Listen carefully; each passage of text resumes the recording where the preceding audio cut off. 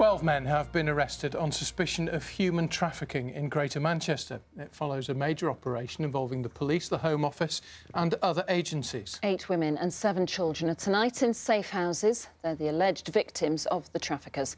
Our chief reporter Dave Guest is here now with more details. Dave.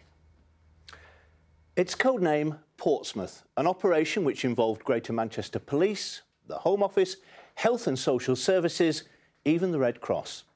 Its aim to free modern-day slaves and to catch those suspected of trafficking them. Addresses across South Manchester and Trafford were visited. 8 women and 7 children were taken into protective custody, the suspected victims of a trade in human misery. Detectives believe the women were roped into a sham marriage scam.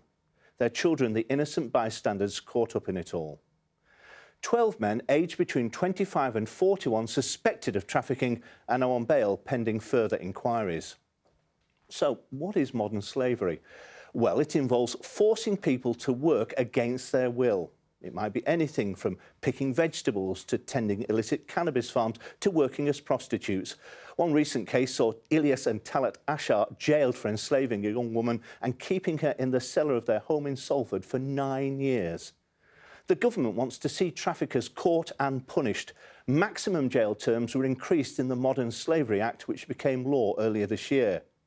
But as more cases are being uncovered, the issue of how best to help the victims is an increasingly challenging one.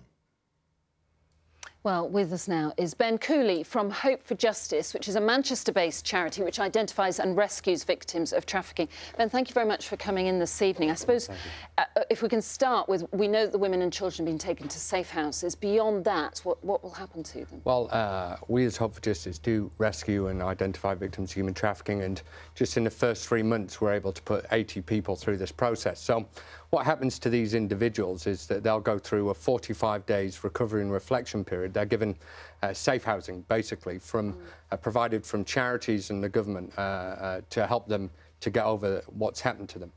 And obviously that's really important work.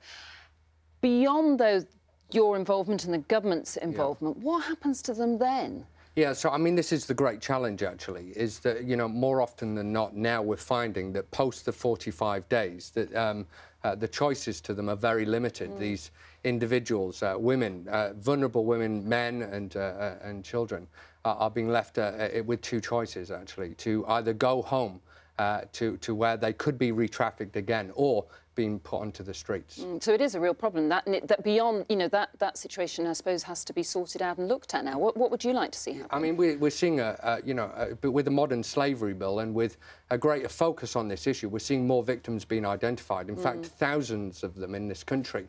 Now the pressure is on the system, and we need to make sure that these victims are protected. You know, with the modern slavery bill, we need a victim-focused approach so that they are safe, they are protected beyond the 45 days recovery and reflection period. Are there actually more cases of human trafficking, or is it just that we are more aware of it? I think it's both end. You know, certainly what we're finding as Hope for Justice is there are victims wherever we go, actually, whether that be in a rural area or in a city. But I think the focus on this issue has increased over the last few years. That's why we're seeing greater numbers of people being identified that have been trafficked.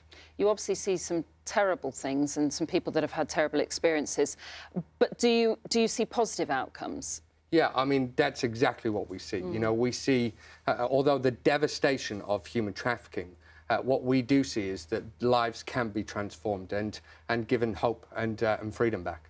Well, Ben, thank you very much for coming in. We really appreciate it. Thank you.